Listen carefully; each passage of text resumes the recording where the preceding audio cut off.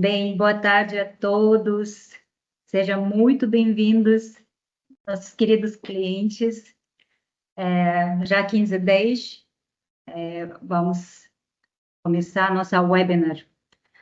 Eu sou Saltanat e eu vou compartilhar a nossa tela para poder projetar um material para que vocês possam acompanhar a gente. Todos. Patrícia Barreto, diretora da SOMAT. Espero que todos possam usufruir da melhor forma do conteúdo que a gente vai passar hoje. Nós fomos escolhidos para falar desse assunto porque tanto Patrícia quanto eu somos da contabilidade, né, do departamento contábil. Então, esse assunto do projeto da lei que a gente está trazendo aqui para todos vocês tem a ver intrinsecamente com a contabilidade. Então, por isso a gente reuniu nossos interpretações do projeto da lei, estamos trazendo com nossos entendimentos. Nosso objetivo hoje é dar um panorama geral para todos vocês desse projeto e as principais mudanças que vão afetar a pessoa física e também a pessoa jurídica. E o foco central vai ser reforma de lucros e dividendos, reforma de renda. Lembrando que nós não somos legisladores, nós não somos advogados, né? A gente vai trazer sob aspecto contábil, dentro do que a gente entende de contabilidade, tá? Então, caso tiver alguma dúvida que a gente não possa responder agora, o que a gente vai fazer? A gente vai anotar essas respostas, depois a gente vai enviar para vocês. E nós agradecemos todos que foram inscritos, que mandaram algumas dúvidas, isso já deu para a gente também um norte para poder enriquecer um pouco mais esse conteúdo. E ao longo da apresentação a gente vai compartilhando essas dúvidas. Obviamente, aquelas dúvidas que têm a ver com CBS, IBS, ou seja, reforma tributária de consumo, a gente não vai poder tratar isso nessa webinar, mas já está compilado, a gente já está trabalhando em cima deles e um dos nossos especialistas em breve vai enviar a resposta para vocês. Então, assim, hoje a concentração é mais para contabilidade e distribuição de lucros, pessoa física. E pessoa física também a gente não vai adentrar a fundo, né? Como eu, Patrícia, a gente trata a contabilidade de pessoa jurídica, então a gente vai falar bastante nesse aspecto de contabilidade. A gente começa agora. O projeto da lei 1087/2025, ele iniciou em paralelo junto à reforma tributária de consumo. Ele, desde março, ele foi submetido à Câmara dos Deputados e, finalmente, ele foi aprovado unanimemente pela Câmara dos Deputados. E o que ele traz de mudanças? São três aspectos importantes. Um que eu vejo assim, afeta assalariados, trabalhadores, que ele traz uma mudança de isenção de imposto de renda de pessoa física, quem ganha até R$ 5.000. Por quê? A tabela progressiva atual, né, ela está defasada desde 2015. Então, ela não sofreu nenhuma correção para poder acompanhar a inflação anual. Então, as pessoas que ganham pouco, eles acabam ser retidos, né, de imposto de renda. E isso impacta o quê? O contribuinte, ele paga proporcionalmente mais imposto de renda em comparação ao seu ganho, e também isso diminui o poder de compra de população, afetando o consumo e a economia. A segunda mudança é o projeto da lei, ele traz mais uma sigla, Imposto de Renda Pessoa Física Mínima. Então, aqui a tributação vai ser em cima alta renda. Alta renda é acima de 600 mil de rendimentos no ano. E a terceira seria a alteração de regra de tributação de imposto de renda sobre dividendos pagos aos residentes e não residentes no Brasil, que até agora já tem 93 emendas. Ontem, quando eu consultei, tinha 93 emendas. O que essas emendas? O posicionamento dos jurídicos que entendem da lei, dos contadores, dos economistas, toda pessoa assim que tem de autoridade, estão fazendo documentos para poder pontuar que existem algumas falhas que não falam entre si, que precisam ser ajustadas. Um deles, depois a gente fala, que é relacionado ao ano 2025. Então, todo mundo, né, quando nós mandamos comunicado para vocês, provavelmente ficaram assustados. Caramba, 2025, como é que a gente vai aprovar a ata, registrar essa ata? Realmente é um dos pontos, provavelmente, vai ser mudado, até porque isso... Está muito em cima do prazo, né? Exato. Acho que existe uma expectativa de talvez esse prazo para registro da ata seguir o prazo do Código Civil, que é até 30 de abril do ano subsequente. Então, talvez essa seja uma das mudanças que a gente vai ver no texto final. Sim. Bem, dito isso, a gente vai agora falar sobre imposto de renda pessoa física. Nós separamos desta forma, deixa eu aumentar aqui. Bem, o que muda para a pessoa física, né? Vai ter a aplicação de redutor ao invés de isenção, né? Na tabela progressiva. Progressiva hoje é calculada desta forma. A isenção até R$ 5.000. E redutor, ele se aplica exclusivamente para renda tributáveis até R$ 7.000 por mês ou 84 no ano. E a gente traz aqui uma tabelinha só para vocês entenderem como é que esse mecanismo vai funcionar. Aqui a sequência de valores, né? Por exemplo, até 5.000, 100% de desconto, imposto a pagar zero, e assim consequentemente, né? O desconto vai diminuindo gradativamente e o imposto começa a aumentar, ou seja, até 7.000 vai ser mais ou menos 549. Obviamente, isso a gente precisa também aguardar, apenas para vocês entenderem a lógica que é como isso vai funcionar. Bem, isso na pessoa física. O segundo é essa nova sigla, né? Imposto de renda pessoa física mínima, que vai valer a partir de 2026, se o projeto for aprovado da forma que ele foi submetido. Primeiro, e a gente dividiu ele em 3 pilares: mensal, anual e redutor. O primeiro pilar, ele traz, que todo mundo também foi algo que desesperadamente, né, até a gente ficou, uau, como é que a gente vai, né, reter esses 10%? Então, o que isso significa? Pessoa física, sócio de uma empresa, quer receber dividendos, lucros e dividendos, né, da mesma pessoa jurídica dentro do mês, a partir de R$ 50.000, ela vai ser retido 10% de imposto de renda. E aí, isso está dentro desse projeto. Deixa eu até ampliar um pouquinho isso para vocês verem como é que isso está escrito, né? Ele é praticamente na íntegra. Aqui no artigo 6º-A, eles já fala, a partir do mês de janeiro de 2026, tudo que foi pago, emprego, entregue de lucros e dividendos por uma pessoa jurídica a uma pessoa física residente no Brasil, superior a R$ 50.000, fica sujeito a imposto de renda de 10%. E a dúvida que surgiu, assim, um dos nossos clientes, é se eu receber 55, então o 10% vai ser em cima de 5.000 excedente? Não, vai ser em cima de 55.000. Ou seja, excedeu 50.001 centavo, já cabe 10% de Sobre o total, né, recebido. Isso, sobre o total recebido naquele mês. Vamos supor que dentro do mês foram 3 depósitos para o sócio. Somado tudo, 30.000, 20.000, 30.000, 15.000 e mais 10.000. Isso soma-se no final do fechamento do mês e aí apura-se esse imposto retido. Bem, a retenção é sobre o montante total, como eu expliquei, e não é sobre excedente, para não haver essa confusão. Essa retenção é uma antecipação de imposto de renda, que será compensado no ajuste anual na pessoa física. E outra dúvida também que surgiu foi qual código, como que isso vai ser? Nós sabemos que hoje, FDRINF, a gente já informa essas informações, então ele vai ser recolhido através do DARF 0561, e quem vai recolher isso é a fonte pagadora, ou seja, a empresa que está pagando distribuição de lucros para esse sócio. E também o texto traz que é vedado de quaisquer deduções da base de cálculo. E aí, essa foi uma dúvida minha própria, e quis saber que tipo de deduções.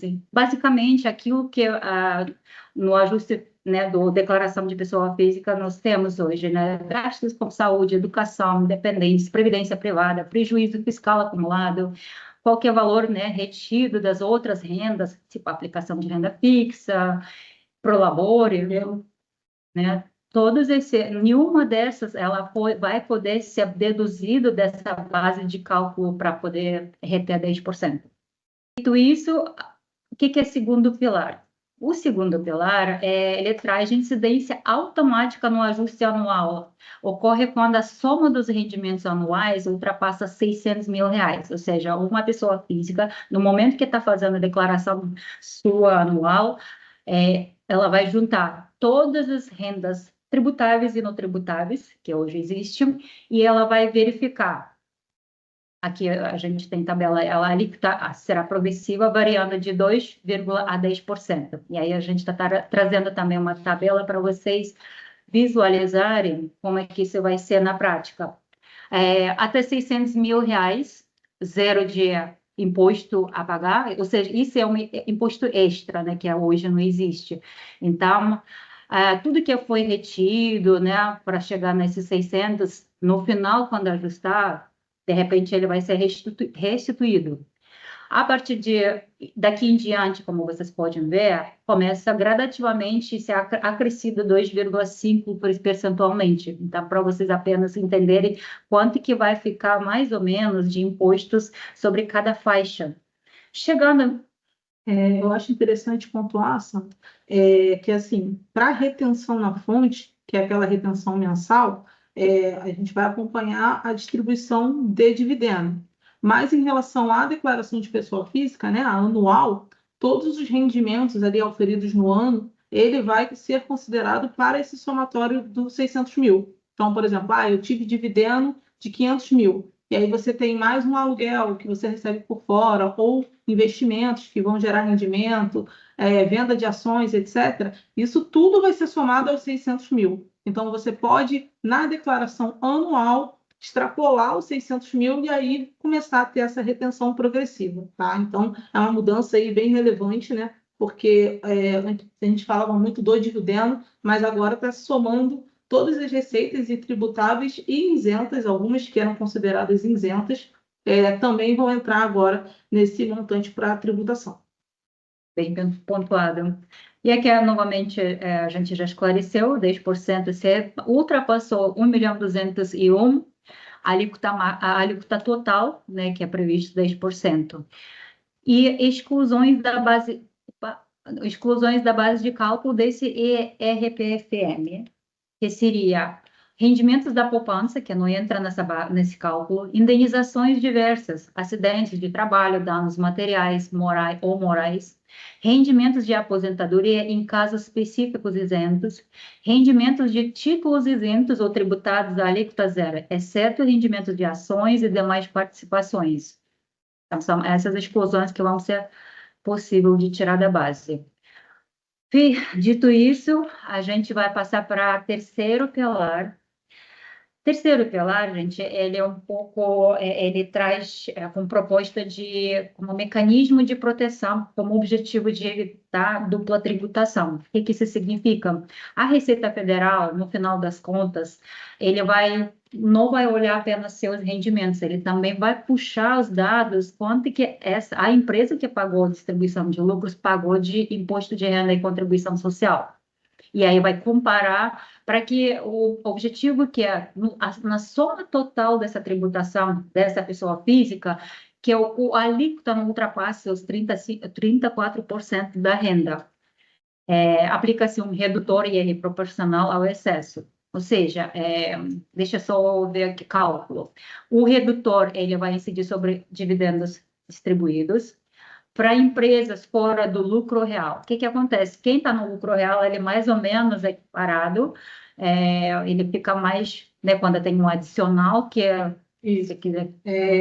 Aqui a gente analisou, né, o máximo de tributação nos 3 regimes. No cenário que a gente tem hoje, ainda sem a mudança da reforma tributária, basicamente você só teria o caso do redutor no lucro real quando tem um adicional, né? Porque o lucro real e RPJ contribuição é 15% de IR e 9% de contribuição.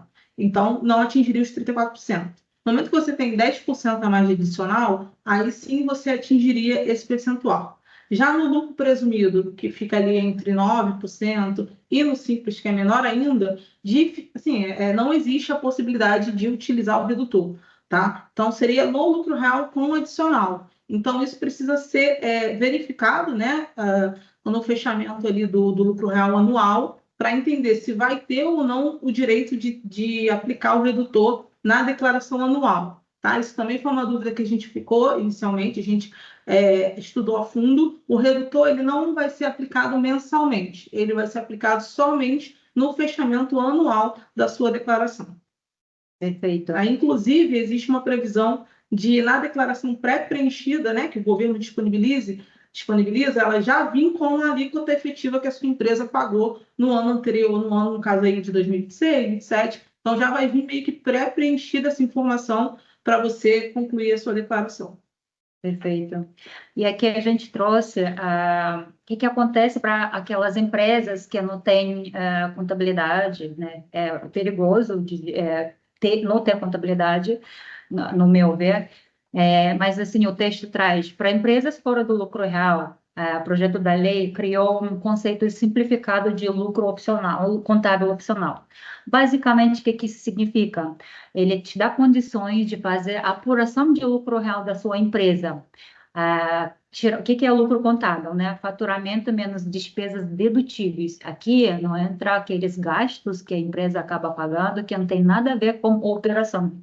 Então, aqui precisa justificar, por exemplo, você consegue abater do seu faturamento folha e encargos, eles incluem salários de administradores, gerentes, custo de mercadoria adquirida, quando a atividade comercial, matéria-prima, embalagens, atividade industrial, aluguéis operacionais, como retenção de IR, quando é exigida, juros de financiamentos operacionais, né? São bancários, e depreciação de equipamentos, né, depreciação como todo, conforme regra de lucro real. Então, aqui ele traz uma simplificação, mas essa simplificação ele é complexa. Então, o que a pessoa física ele vai precisar estruturar esse conceito, né, da sua DRE para poder comprovar que houve nessa apuração de resultado contábil simplificada que você pagou tanto de imposto.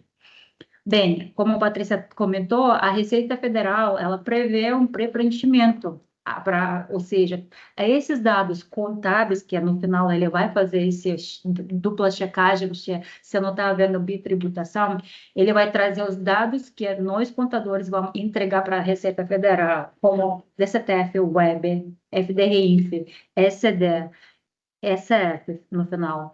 Então, todos esses dados eles vão ser levados automaticamente para a base da Receita Federal, que vai levar para a sua declaração automaticamente, vai pré-preencher. E ele também vai fazer esse cálculo automático.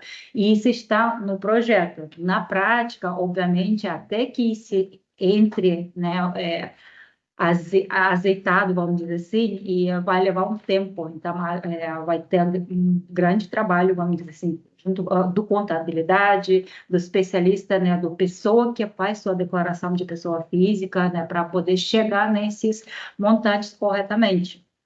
A gente acredita que até na própria declaração da empresa, né, ela vai ter esse opcional de selecionar o lucro contábil e realizar essas reduções. A gente está falando, na verdade, do fechamento de 2026, que você vai utilizar na sua declaração ano calendário 26, que você vai entregar em 2027. Né? 2025 vai ser isento, 2026 começa a tributação, tem o fechamento da empresa, e aí sim, caso não tenha contabilidade em dia, que não é o caso aqui dos nossos clientes, estão todos bem apurados, e tem essa possibilidade de fazer esse novo lucro contábil mediante o que está disposto aí na legislação, tá? Então, assim, a gente tem um ano, eu acredito que as declarações vão se preparar para esse tipo de informação e quando você for fazer a declaração de pessoa física, já deve vir essa informação ali pré-preenchida ou buscar com o contador, né? Buscar com a Somate qual foi a alíquota para você poder utilizar. Perfeito. O que a gente vê aqui, alguns desafios e críticas técnicas, né? Distorções possíveis em empresas como incentivos fiscais ou regimes especiais, porque esse redutor, se a empresa hoje não paga tanto imposto, né, como é que isso vai ser calculado? Né? É uma dúvida, uma crítica nossa. Complexidade operacional no controle das múltiplas rendas da pessoa física. Eu não sei se vocês já estão vendo como que isso vai ser, né? Antes era só pessoa física, era anual, agora vai ser mensal e juntando com pessoa jurídica da apuração total do ano, enfim. E vai requerer, né, dependência tecnológica no cruzamento automático de dados pela Receita Federal.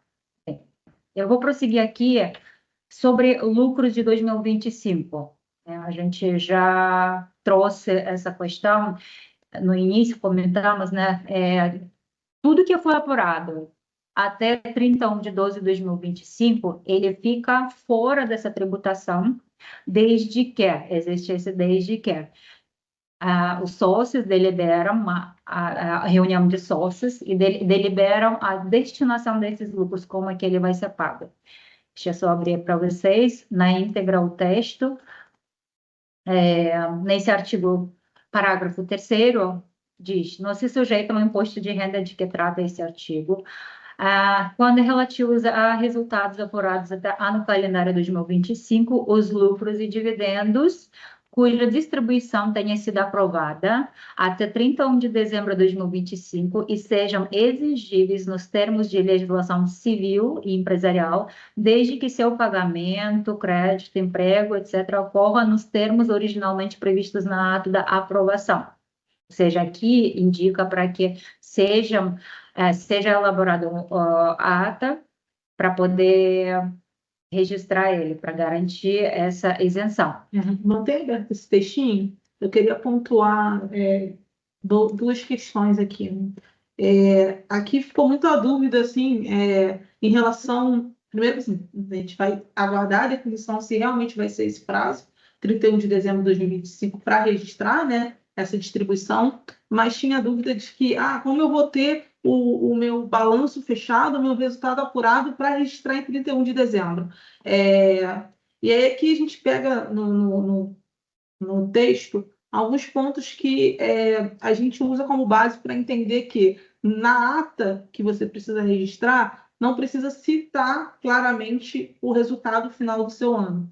O que precisa citar é que os sócios, né, acordaram e que todo o lucro apurado até 31 de 12 vai ser distribuído, sem citar valores. E aqui a gente pega dois pontos. Ele fala lucro e dividendos cuja distribuição tenha sido aprovada. Se fosse o lucro que precisasse ser aprovado, estaria aqui lucro aprovado. Então, o aprovado ele está no feminino. Então, é a distribuição que precisa ser aprovada e não o valor final do lucro. Tá? Então, esse é o primeiro ponto que o próprio texto já esclarece. O segundo, que também foi uma dúvida, eu preciso fazer uma ata, né? Eu não sou uma sociedade de capital aberto, estou no simples, no presumido, eu posso fazer uma ata só administrativa? E aqui ele cita que precisa ser aprovada e Tem um outro que cita assim, que precisa ser registrada, aprovada pelo órgão societário responsável, aqui, esse segundo texto. Quando a distribuição tenha sido aprovada até 31 de dezembro de 2025 pelo órgão societário competente. Então, aqui a gente entende também que não basta aquela ata assinada, acordada por todos os sócios. Precisa, de fato, a ata ser registrada. Em relação à data, eu acredito que não vai ser 31 de dezembro, mas vamos aguardar. Mas, de qualquer forma, ela só vai ter validade independente do porte da empresa, independente do regime fiscal, quando estiver registrada no órgão societário competente. Aí a gente fala de junta comercial, RCPJ, OAB, etc. Então, assim, o próprio texto ele já define essas duas questões, né? Que precisa registrar que será distribuído o lucro, não precisa citar o valor do lucro inicialmente, e que precisa sim estar registrado, não pode ser uma ata meramente administrativa, somente assinada pelos sócios. Precisa estar registrado no órgão competente, tá? Então, isso aí já esclarece bastante para a gente como seria o formato dessa ata. Perfeito. E uma das dúvidas que foi enviada para a gente é onde no projeto da lei cita questão de pagamento, por exemplo, vocês protegeram, né, o lucro do ano 2025, registraram a ata direitinho e lá nessa ata vocês vão definir esse lucro vai ser pago gradualmente, né, tal forma. Então, aqui ele esclarece esse lucro pode ser pago até 2028.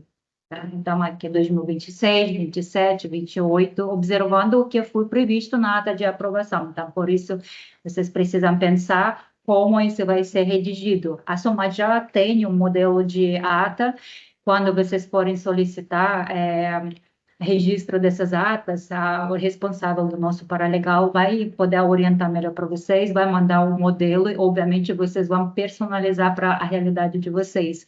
Então, assim, o que está claro aqui, vocês vão poder distribuir, né, em pagamento bancário, né, até gradualmente até 2028. Se hoje não tem caixa porque está investido, etc., vocês vão poder pagar isso posteriormente, e ele não vai se misturar com apurações de resultados a partir de 2026. E contabilmente, né, a gente vai fazer uma separação à parte para não misturar essas distribuições de lucros. Modo segurança, a Somat está indicando esse registro de ata, até para você ter depois um documento de suporte, né? Qual seria o documento de suporte? Eu tenho meu lucro até 2025 para ser isento, e aí eu vou ter essa ata que os sócios acordaram, que vai ser 100%, né, totalmente distribuído esse lucro de 25, e depois eu vou ter o próprio balanço, a demonstração financeira com esse resultado final. Então, aí, posteriormente, nas declarações de 2026, 27, 28, qual vai ser o seu documento de suporte?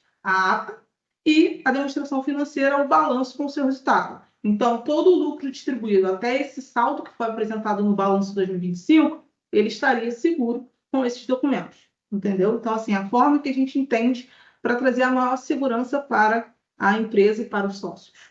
Outra recomendação que a gente tem para fechamento do balanço 2025 é levantar todas as pendências de contabilidade e resolver eles para não carregar saldos para ano 2026.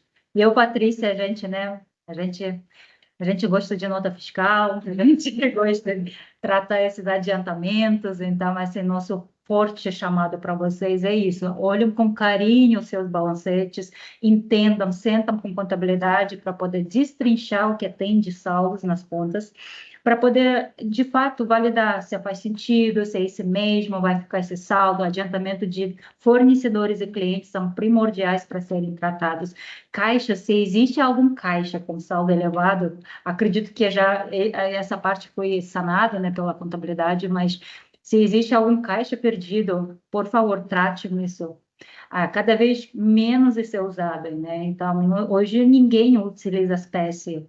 Então, por isso, precisa bem olhar dessa contabilidade, seus balancetes participam muito mais com os resultados apurados pela contabilidade, porque, como vocês estão vendo, isso vai ser primordial a partir de 2026.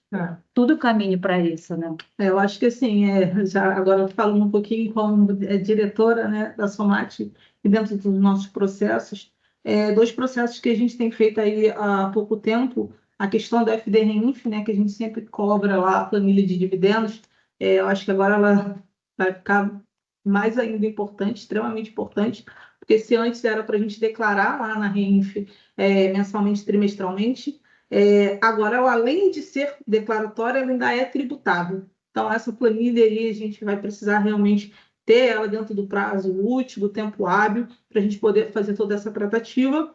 E o segundo, como a Satanate pontuou, as pendências, né? Aquelas pendências que a gente fica, vamos analisar, vamos buscar documento. O ideal é baixá-las todas em 2025, para a gente ter justamente esse lucro mais corretamente apurado, 100% fechado, porque é o lucro que você vai ter isento, né? Então, justamente, se você tiver algo que seja positivo até para você registrar já no seu resultado, é a hora, né? Agora é a hora da gente sanar todas as pendências para ter aquele lucro final sem questionamento, sem dúvida, para você poder depois distribuir e registrar direitinho, tá? Então, eu tenho certeza que a minha equipe tem enviado os e-mails de pendência.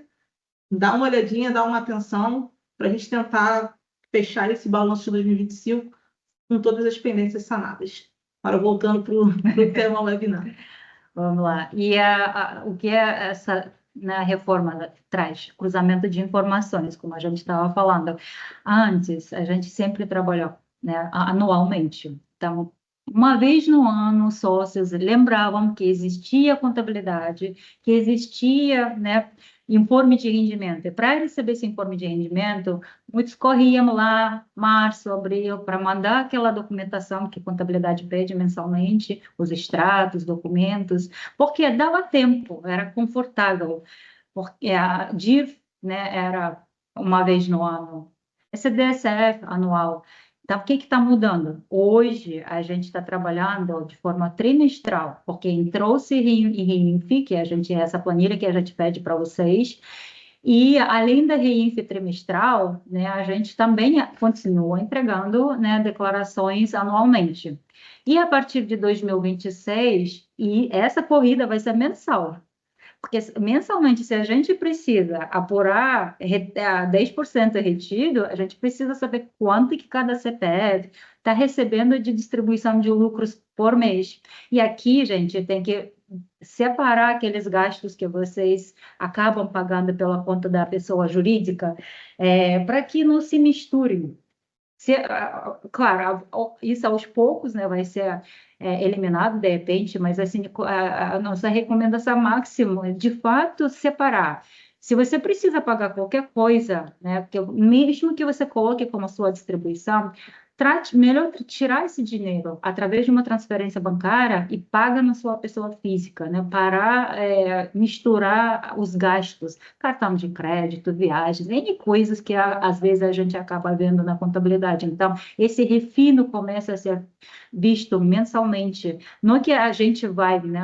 Você já vai na RCD, você já vai em todas as declarações. Então, por isso, nossa recomendação fortemente é cada vez mais separar, tratar a empresa como fosse uma entidade separada do seu bolso empresário. E também se reinvestando mensal e os outros continuam. Obviamente, aqui tem mais declarações da CPF Web, outras. A gente nem trouxe, a gente quer focar somente aquilo que vai levar à distribuição de lucros, tá? Agora, chegou o momento a gente dar uma olhada nas perguntas. Felipe Portugal, se receber lucros através de outra PJ, essa retenção se aplica? Então, a retenção é de cada PJ para a pessoa física. Então, se a sua PJ, por exemplo, que está aqui com a Somate, ultrapassar 50 mil, a gente vai aplicar a retenção de 10%. Se não ultrapassar, a gente não vai aplicar. Ah, mas eu tenho mais 3 empresas que eu também retiro dividendo.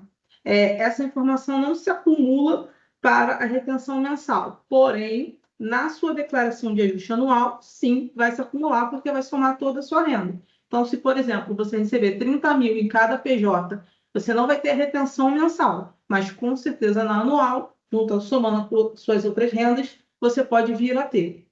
Esclareceu? Espero que sim. Vou puxar aqui uma escritório de advocacia no lucro presumido não realiza registro na junta comercial.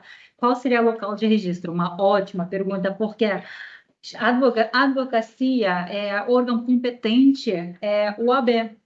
E o OAB, ele é diferente do Juscerja, né? A Juscerja, ela tem seu mecanismo mais rápido de funcionar. Inclusive, eu já me atualizei do pessoal, como especialista do Paralegal, ela falou que a junta, provavelmente, ela vai trabalhar normalmente no recesso final do ano. E o OAB e cartórios, né, quem precisa registrar as atas nessas duas, precisam ser antes, porque pode haver recessos. Então, a advocacia, órgão competente é o OAB, onde a gente registra livros diários, enfim, atas de reuniões, etc.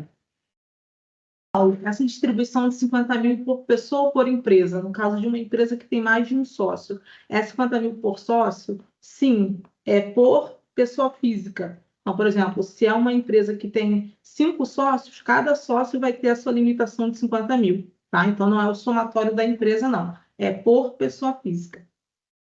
Zé Tenório, né? Quando diz que a pessoa física tem recebido de várias empresas, na verdade, eu, como sócio, emiti nota fiscal para diversos CNPJs, mas entendo que vocês citam do mesmo CNPJ sendo o meu, mesmo pagando dividendo a sócio. Aí seria importante atrasarmos algumas emissões de notas fiscais para buscar um melhor nivelamento no ano.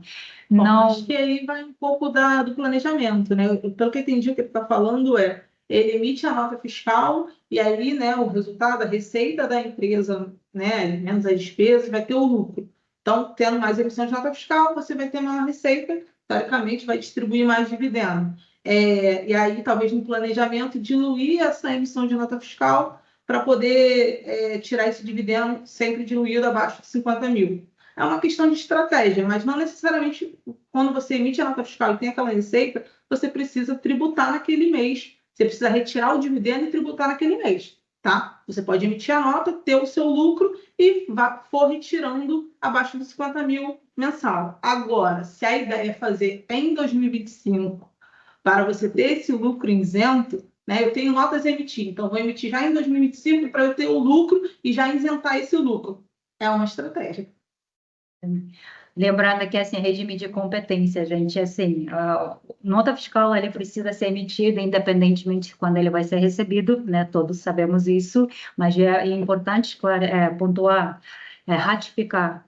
Então, não confundir a Caixa com competência. Então, se prestou serviço, há necessidade de emitir nota. Eu sei que existem algumas estratégias, mas a nossa recomendação contábil sempre será a competência. Pode falar. Vamos voltar, então, agora para o conteúdo, e aí, ao final, a gente volta para as questões. Bem, agora a gente vai passar para premissas contábeis. Aqui a gente vai trazer um pouco o que é lucro contábil.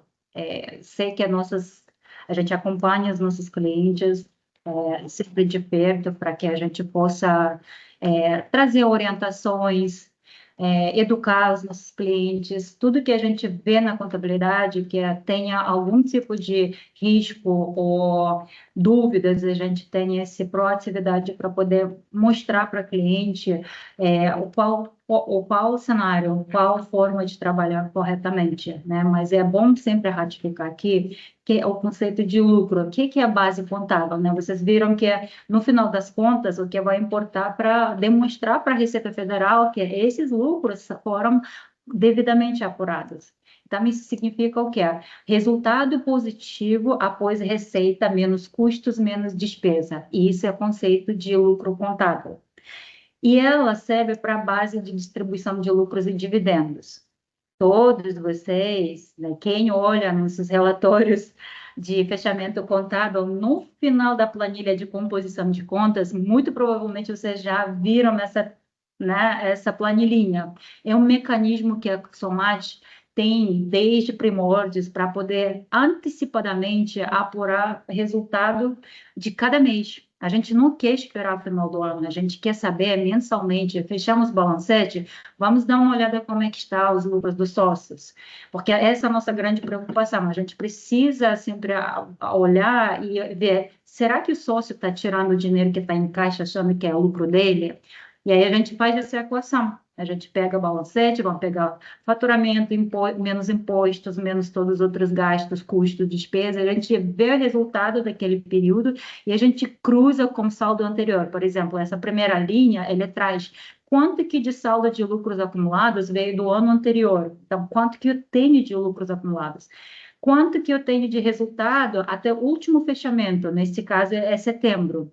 Então, e quanto que distribuição de lucros eu tirei, né? O sócio tirou. Então, aqui o saldo sempre precisa ficar positivo. Quando aqui está negativo, aí a gente tem problemas. Aí a gente começa a alertar vocês. Excedente, excedente, aquela palavra que né, a gente já começa a ficar arrepiado aqui, porque a gente precisa garantir que vocês não ficam nesse penalização. O que isso significa? É tributação. Se a empresa não tem lucro contábil para distribuir, em tese, deveria estar pagando através de prolabore. tá? Então, é muito importante que vocês entendam o que impacta no resultado, para que chegue nesse montante, sempre nessa equação positiva, para vocês. E aí, o que eu sempre oriento, né, para os clientes? Não tira. Você não tem dúvida, não tira. Vamos levantar balancete rapidinho, né? Vamos levantar uma balancete intermediária, porque a lei de isenção, né? O regulamento de imposto de renda que fala para você, você pode tirar como isenção de imposto de renda, desde que você levante um balanço intermediário, ou mediante fechamento anual, né? Quando você apurou todo o resultado, ou mensalmente, vocês querem antecipar, claro. Então, nesse caso, precisa levantar um balanço intermediário ao longo do ano para poder ver isso. Esse planilha, basicamente isso, é mensalmente, a gente não encerra o resultado, mas a gente está fazendo essa equação. Vocês provavelmente, alguns de vocês já viram, a gente aqui, quando começa a ter excedentes, por exemplo, adiantamento de fornecedores. Se tiver um saldo lá que vai interferir para cá, a gente traz ele também aqui, saldo de caixa, tudo que a gente entende que ainda não foi tratado, não tem documento hábil, a gente começa a trazer para essa equação, porque em algum momento isso vai impactar no fechamento do resultado.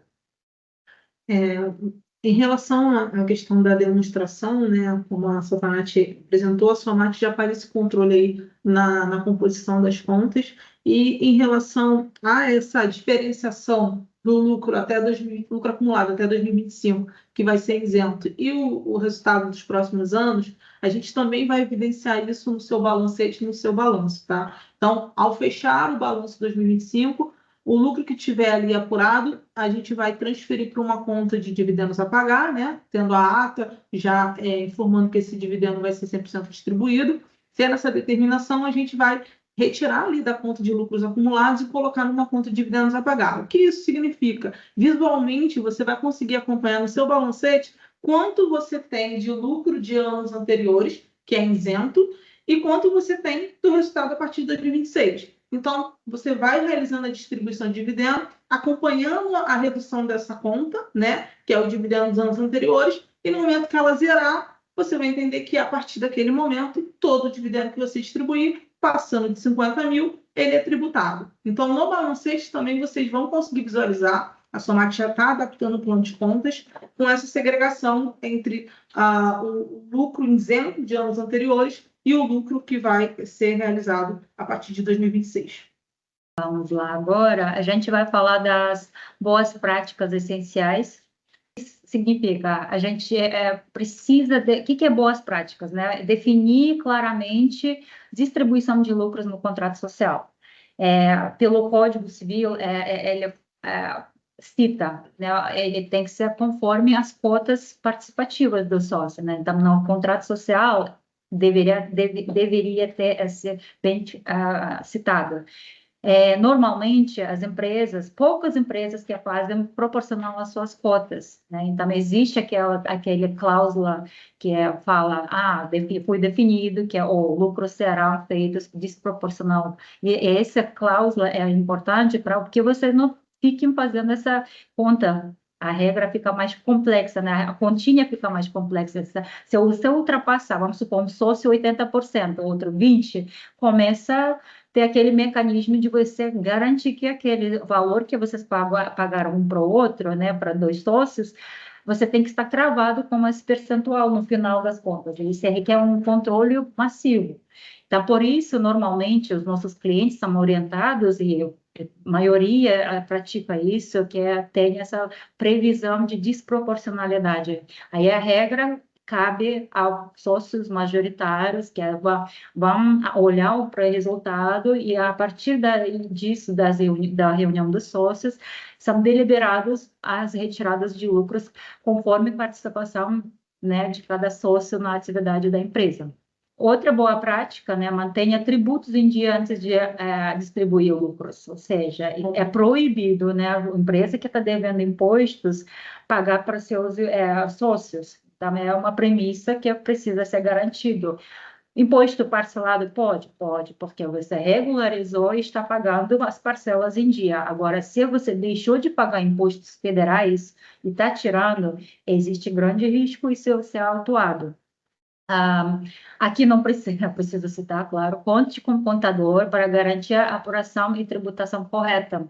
Aqui, é claro, não é somente fazer fiscal, a folha, aqui é a escrituração contábil, aquele balancete, né, bem, todas as entradas e saídas contabilizadas, corretamente classificados e analisados. E isso realmente seria correta a apuração.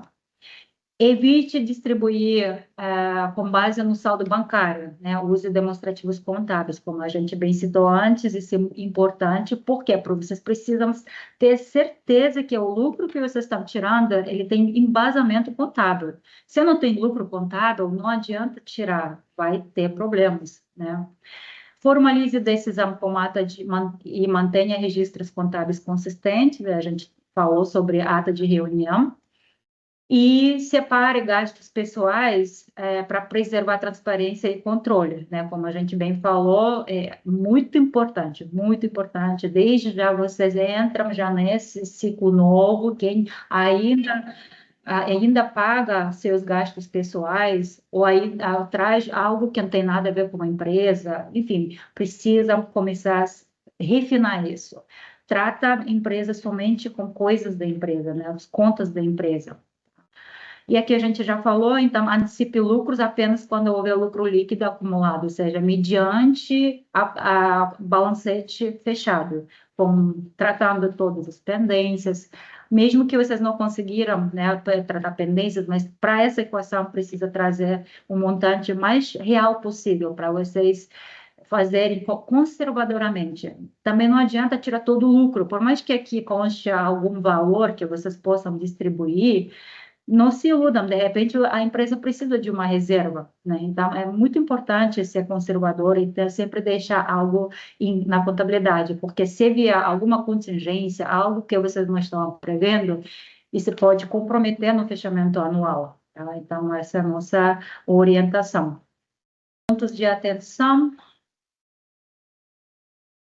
Bem, distribuir lucros acima do lucro apurado, né? Qual a consequência disso, né? Risco de atuação, multa e tributação retroativa, aquele termo excedente que a gente usa, né? Se isso for pego, o fisco tem direito de voltar com a atuação retroativamente, ou seja, o valor que você pagou, 20 mil reais a mais, né? Fechou o balanço, mas ficou como excedente de 20 mil.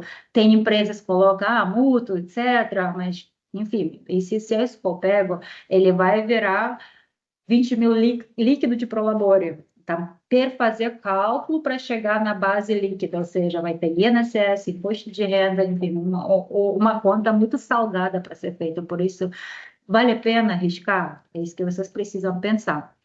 Planejar a reserva de lucros, né? Mantenha a parte para capital de giro e investimentos futuros. É fundamental para a boa saúde da empresa, para vocês preverem os investimentos futuros, né? Não pensa só tudo que gera tirar, pensa para pensar na sustentabilidade da empresa a longo prazo. E use para o labor adequadamente. Muita gente tem essa dúvida, né? O que é Prolabore? O Prolabore ele é um salário para todos os sócios que trabalham na empresa.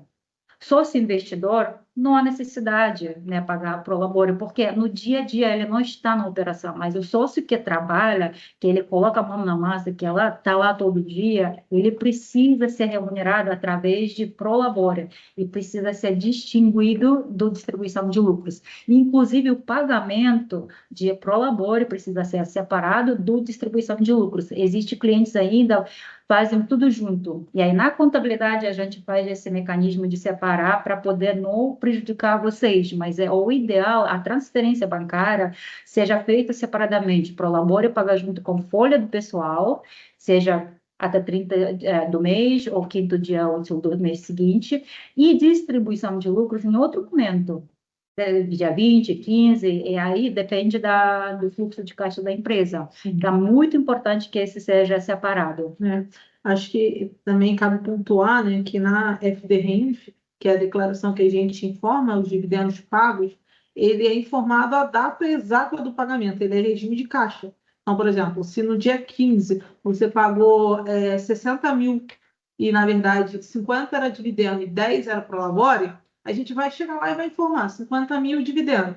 Só que no confronto, a Receita pode pegar que você recebeu 60 mil. E aí ficaria acima do limite, você teria que ter uma retenção. Então, até você explicar que 10 mil é o prolabore, pode haver um risco. Então, assim, o ideal, como a Sultanat falou, é segregar o pagamento do prolabore do dividendo, porque esse valor é declarado na data exata na RENINF e vai haver cruzamentos. Como a gente sabe, o cruzamento está cada vez mais robusto, né, da Receita Federal, e em breve isso tudo vai ser confrontado. Então, o valor que entrou na conta e o valor informado na declaração, o ideal é que seja exatamente igual. Que a gente vai trazer as fundamentações legais do Código do Civil, né? Artigo 1007, ele fala sócio participa dos lucros e perdas proporcionalmente às cotas, né? Isso é algo que eu falei anteriormente. Também esse asterisco é justamente o termo que é incluído, né, para ser desproporcional. Então, ela fala que tem que ser assim, mas tem esse adendo.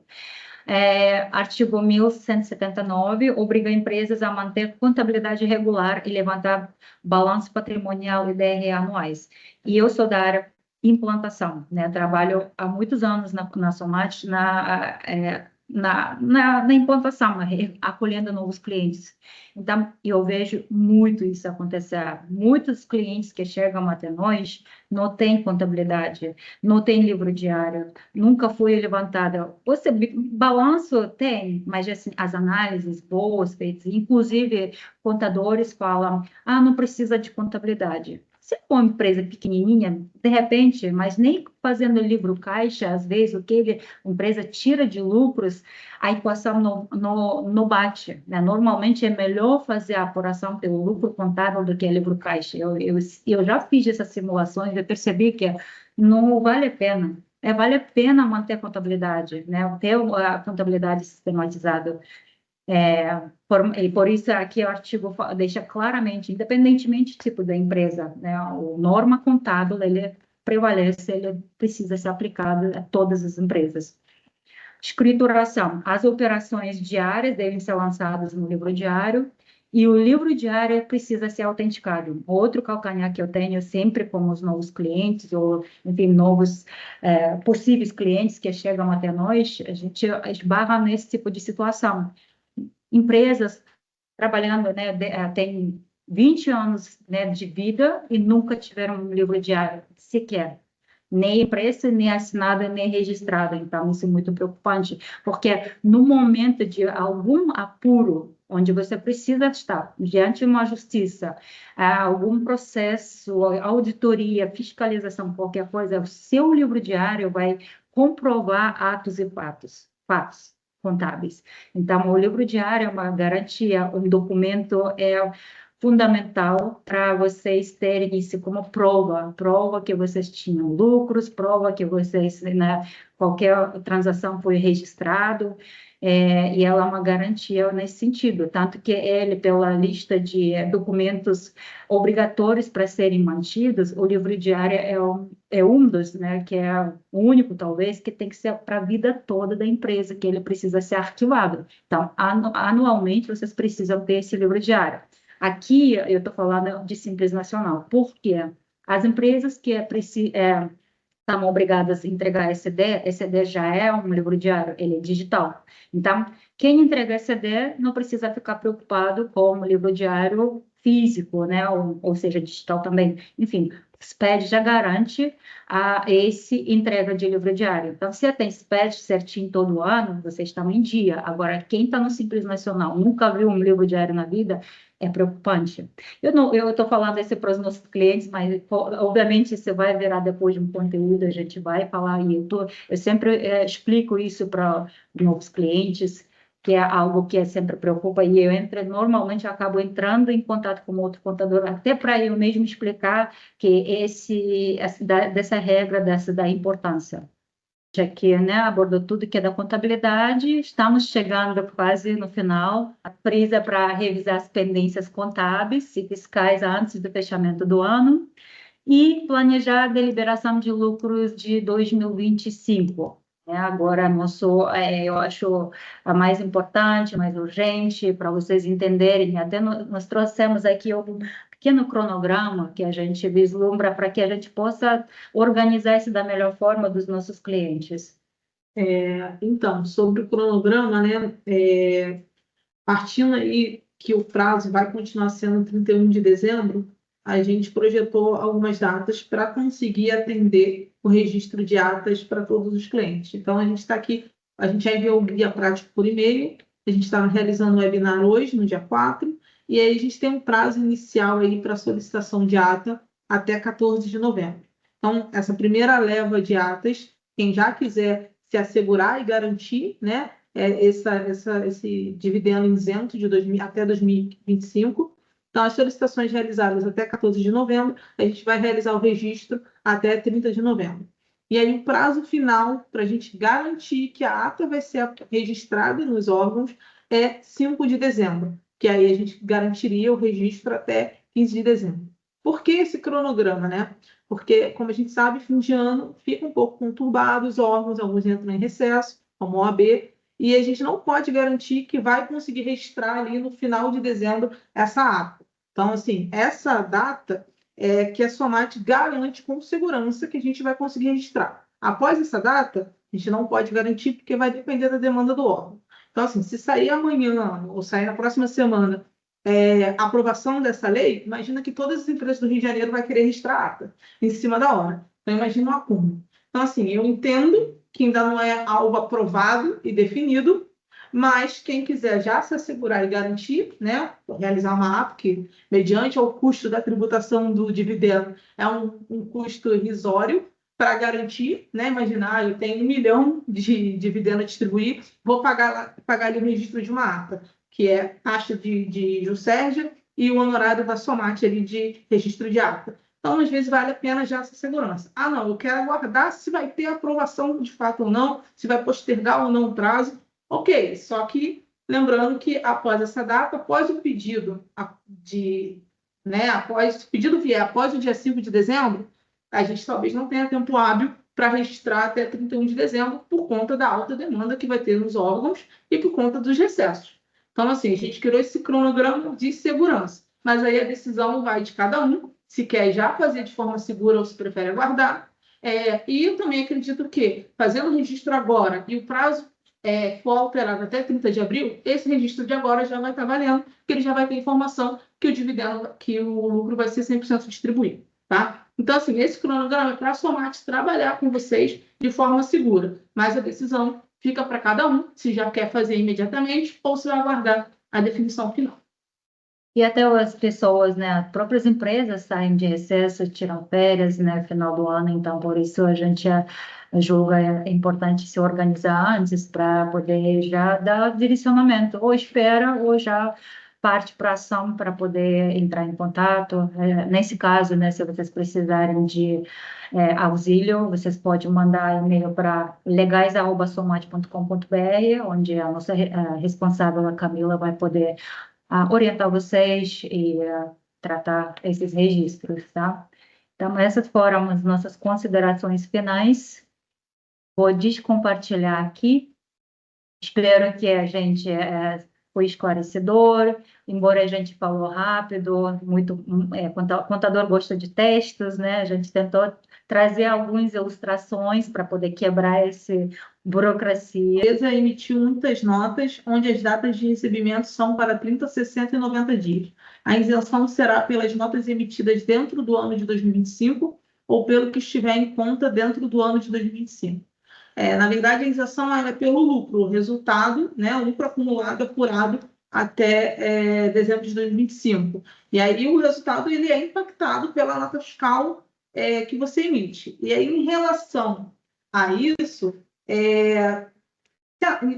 teoricamente, se você já emitiu todas as notas, ele já influenciou o seu lucro, e esse lucro já vai estar isento ali, mediante o registro da ata, tá? Nesse caso específico, o regime de competência e caixa, talvez seja uma questão da dúvida, ele não influencia. Por quê? A competência e caixa ela é meramente para apuração fiscal.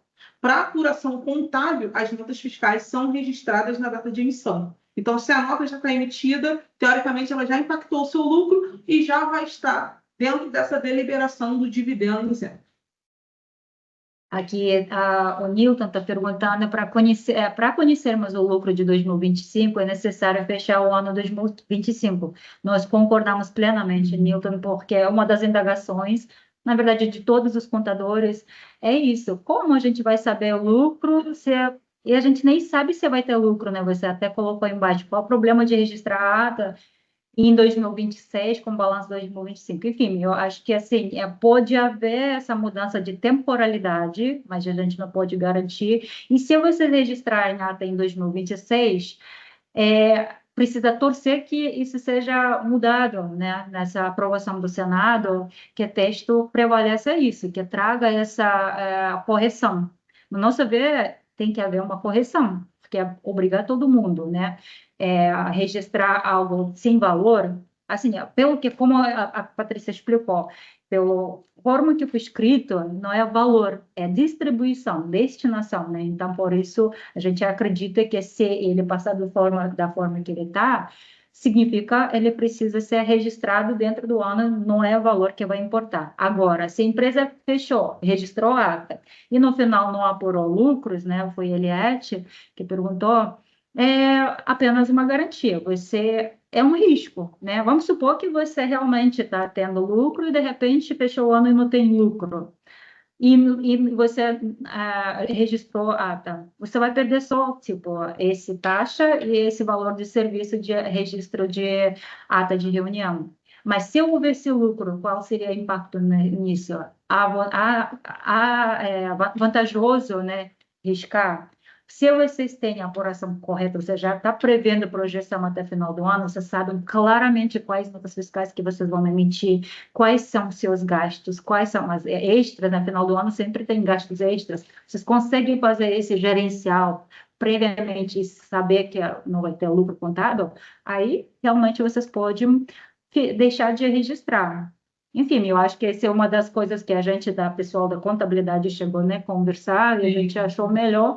A gente estava até levantando os lucros de todas as empresas que a gente tinha, a gente queria mandar para vocês individualmente, só que veio essa dúvida, porque aconteceu como nos nossos clientes, não tinha lucro, de repente, pum, apareceu o lucro, e um valor expressivo. Então, se a empresa achar que não vai ter lucro e não vai registrar, e depois se surgir, vai prejudicar, né? Não vai conseguir garantir essa isenção. E vamos torcer que haja mudança. O sócio que recebe como prolabore apenas o valor de um salário mínimo. Todo mês é transferido um valor fixo para ele, que é referente à remuneração mensal pelo trabalho que ele exerce na empresa. O ideal seria mudar esse valor de mínimo para o real fixo. Esse real fixo que ele recebe seria como dividendo, essa diferença? Não, como prolabore, pelo que está entendendo, ela aumentar, em vez de pagar pelo mínimo, né, aumentar o valor para que chegue no real que ele precisa ser remunerado. Aí vai realmente pelo julgamento, né? Enfim, porque tudo que você pagar no Prolabore de retido, imposto, depois ele vai ser somado como que no ajuste final. No final das contas, isso vai ser somado. Então, é bom se eu não sei, aí depende muito da empresa, né? Como é que isso seria. Eu acho que é só analisando a estratégia da empresa. Isso. Obrigatório é um salário mínimo, tá? Mas se ele tira uma parte como prolabore e uma parte como dividendo, e aí ele tem que avaliar dentro da estratégia da empresa e dele se é melhor aumentar o prolabore para não estourar os 50 mil de dividendo, enfim. Aí tem que avaliar. Tem uma pergunta da Michelle: essas mudanças serão apenas para quem recebe dividendos, correto? Então, esse webinar como um todo, o foco maior é em relação a dividendos. Mas, como a gente falou, tem a mudança também na tabela progressiva dos salários, né? Então, vai ter essa questão com o desconto até R$ 5.000 não ter imposto retido. A gente falou também que na declaração anual, o total das suas rendas auferidas que vai ser somada para chegar aos 600 mil, então não é só o dividendo que vai ser considerado. Então, assim, o webinar acabou sendo focado mais no dividendo, né? Mas o projeto de lei ele tem outras alterações que impactam outros tipos de rendimento também, tá bom? Tem uma pergunta aqui também do Maciel: como ficará o Simples Nacional, né? Então, assim, o Simples Nacional, ele entra nesse mesmo critério. Então, se o sócio de uma empresa do Simples Nacional recebeu o dividendo acima de 50 mil no mês, ele vai ter retenção de 10%. No Simples Nacional, eu acho que a diferença é na questão do redutor, né? Como a gente falou, o redutor ele vai ser mais aplicado para empresas de lucro real, porque já tem uma alíquota muito alta na empresa, pode ultrapassar os 34%, e aí, com isso, você tem um redutor, um desconto sobre esse valor do imposto de renda da pessoa física. No Simples Nacional, dificilmente vai ultrapassar esse redutor de 34%. Então, aí seria a diferença só que, na verdade, no Simples você não vai ter como descontar nada. Mas, na sua declaração de pessoa física, você consegue fazer outras reduções mediante outras rendas que você tem, tá? Mas ali na retenção mensal não muda nada, 10% quando ultrapassar 50 mil. Tem uma pergunta do Felipe Portugal, mas se os proventos que já foram tributados serão bitributados se ao final do ano ultrapassarem 600 mil, eles não serão bitributados, né? Tudo que você reteve ali dos seus 10% mensalmente, você vai levar também na sua declaração anual. Então, caso nessa equação você tenha recolhido imposto maior do que o devido, você também pode vir a ter uma restituição, da mesma forma que é hoje para rendimento de salário e etc. na declaração de pessoa física, tá? Então, ele não vai ser bitributado. O que pode acontecer, na verdade, é, como eu citei, de você não recolher a retenção porque está abaixo dos 50 mil, e quando somar o total do ano de outros rendimentos, você vir a ter retenção. Ou, por exemplo, você está numa faixa de 2,5% e você, no somatório total, subir para uma faixa de 5%. Então, isso pode mudar na sua declaração anual, mas bitributar não, tá? Do Felipe Portugal, o prazo de abril para registro significa que as alterações valerão para 2026 e 2027. Então, o prazo de abril, como eu falei, é um prazo que era utilizado pelo Código Civil para registro de ata. Não é o prazo que está citado na PL 1087. Mas eu acredito que se houver alguma alteração, pode ser que eles igualem esse prazo do Código Civil. Hoje, o prazo que a gente tem é 31 de dezembro de 2025. Mas sim, o que for registrado ali, você pode distribuir até 2028. Então, você registrou, você apurou o lucro de 2025, você registrou o que vai ser distribuído, você pode pagar na saída de caixa, ser realizado em 2026, 2027, 2028. Tudo isso a gente também vai descobrir, né, como que vai ser evidenciado nas declarações aí, da pessoa jurídica e da pessoa física. Mas eu acredito que possivelmente vai ter dois campos, um para dividendo, né, de lucros até 2025 e talvez depois dividendos a partir de 2026.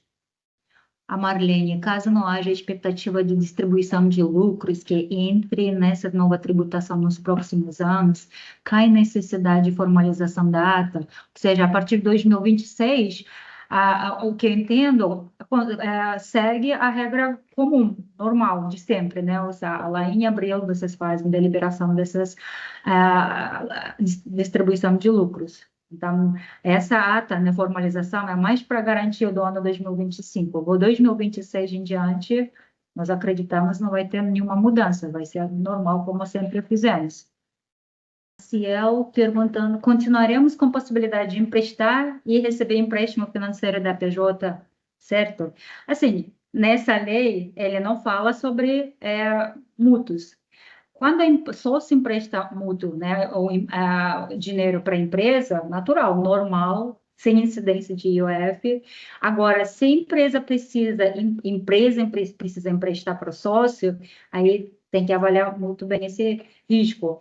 O documento correto, né? Então, para você realmente amarrar essa operação, vocês precisam, né, formalizar um contrato de mútuo, claramente definindo o valor, os juros, recolher esse IOF para caracterizar bem, amarrar essa operação. Mediante isso, ótimo, tranquilo, sem risco nenhum, vocês podem emprestar, mas ele tem que ter característica mesmo de mútuo. Lembrando que a empresa não é financeiro, né? Não é um banco, então tem que haver também esse certo cuidado, né? Não porque a empresa tem caixa pode ficar emprestando, não caracterizar para não levar insight para a Receita Federal, que está havendo uma distribuição de lucros, né, para não tributar. Enfim, isso todo cuidado é pouco, tudo é precisa ser documentado, e o EF ele também é uma forma de garantir que isso vai estar dentro da legalidade para poder a empresa emprestar o dinheiro.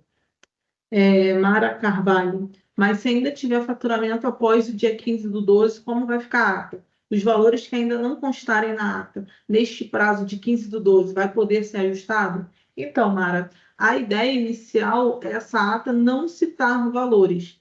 Ela vai ser uma ata mais genérica. Então, ela vai estar, por exemplo, os sócios deliberam que todo o lucro acumulado de anos anteriores até 31/12 de 2025 será distribuído em sua integridade para os sócios, né? Então, seria algo assim. Então, não está citando um valor específico, só que você já distribuiu. E não vai, por exemplo, criar uma reserva, guardar para uma contingência, né? Porque o lucro você tem várias destinações para ele. Então, você já está determinando que o lucro vai ser distribuído. Ou, se você quiser já determinar 5% para reserva e o restante distribuído, é isso que vai ser determinado na ata e não o valor. Até porque, como já foi citado acima, não tem como a gente ter o resultado de 2025 e registrar a ata até 31/12/2025.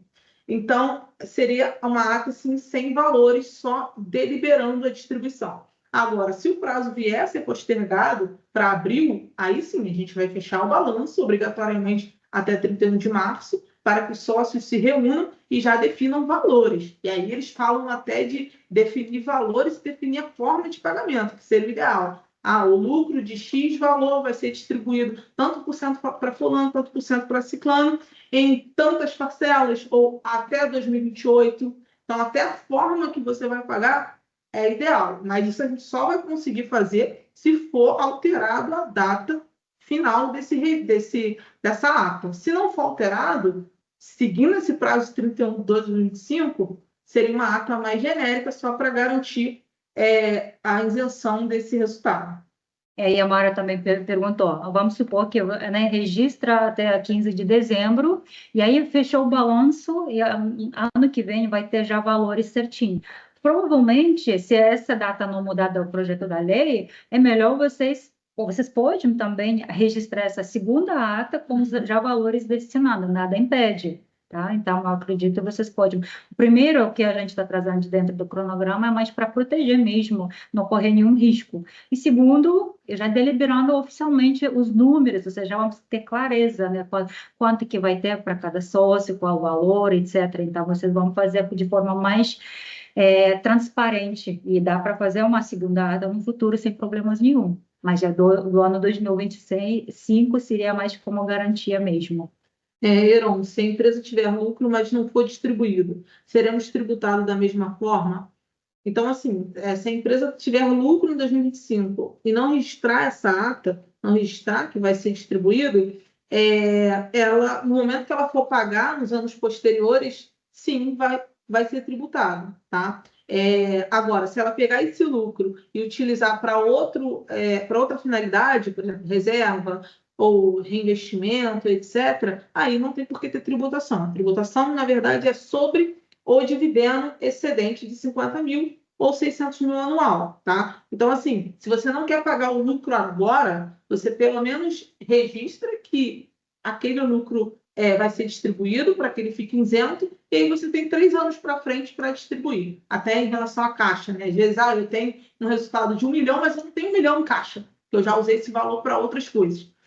Então, você registra que é 1 milhão e você vai pagando até 2028, no momento que você tiver caixa. Porque aí, imagina, você faz uma receita em 2026, uma nota fiscal em 2026, e aí você recebeu caixa. E você tem um lucro distribuído isento. Então, você pega aquele caixa e distribui como lucro isento. E o resultado de 2026, que na verdade é daquela nova nota, ele vai ser tributado. Só que você, naquele momento, está usando caixa para distribuir o dividendo isento.